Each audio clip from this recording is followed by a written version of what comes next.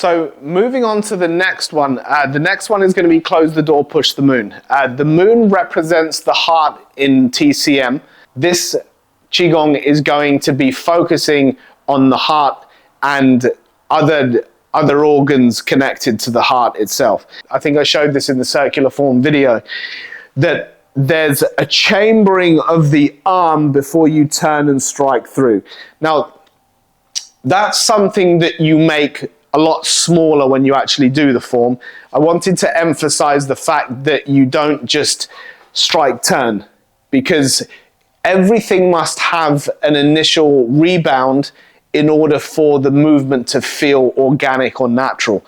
So as we step around, we load the hand, step around into throwing the fan. As soon as the hand strikes into the arm, you're going to allow the waist to relax, and that's where you transfer the weight onto the right leg, and then you rebound and strike through into close the door, push the moon. Something again that I want to emphasize is that you don't do the Qigongs exactly the same in the form as you would do in practice. Otherwise there's a little bit too much to try and cram into training. And what you'll do is you'll find yourself not being able to form a natural flow to your Bagua training. So from here, you're going to throw the fan, and then you're going to just let the elbow collapse, and then you strike, and then more of the weight transfers onto the right leg as you hold the palm out. So in this position here, we're just going to breathe. We're going to stretch the left palm on the top to breathe in, stretch the right palm to breathe out. So there's a few little kind of details that you need to know about the Qigong that you don't use in the form. As we strike the point as we throw the fan, so that's obviously colon 10 or large intestine 10, as we rebound, there's going to be 3 strikes that happen all to this right arm to activate the meridians for the heart. So then you can go into your heart Qigong. So you can actually use throwing the fan to move it into close the door, push the moon. And this is where the 3 strikes happen. So the first one, as you step around, you're going to strike the colon 10 or large intestine 10, point just on the forearm here. And you're going to use the heel of the palm. So as that drops over, that's your first strike. As you start to turn your body, you're actually going to drive your arm so you end up striking the crease of your elbow. So in the crease of your elbow, you have pericardium 3 that's right in the middle, and you have lung 5. So pericardium 3 is what we're actually after. So as you turn the hand, you're going to strike the arm first from throwing the fan.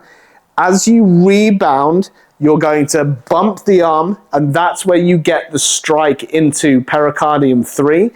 And then the last one, you're going to let the hand sit just on heart 3. So heart 3 is just off the elbow, just on the inside here. You don't want to strike that directly because it can be quite dangerous, but you can apply pressure to it. So you're going to strike, strike, settle. And this is the position that's going to allow you to just activate the heart meridian. Obviously, the pericardium is linked to the heart because it's connected.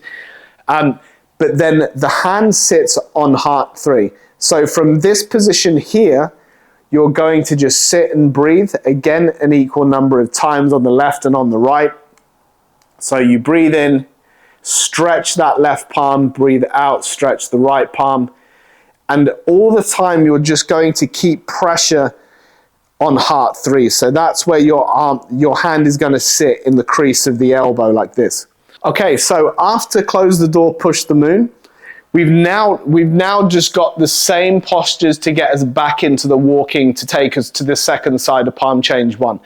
So close the door, push the moon. We then transfer the weight forwards, push out at the circumference, step around to flower hides underneath. This time you'll be on the opposite side, so weight through the left leg, scoop, take the hand round, let the waist turn to its maximum before you release that foot, And then as soon as you get to your maximum twist, release the foot as the hands drop, and at the same time is where you get a little slip from that front leg to start your walk around the circumference, ready to go into side number 2.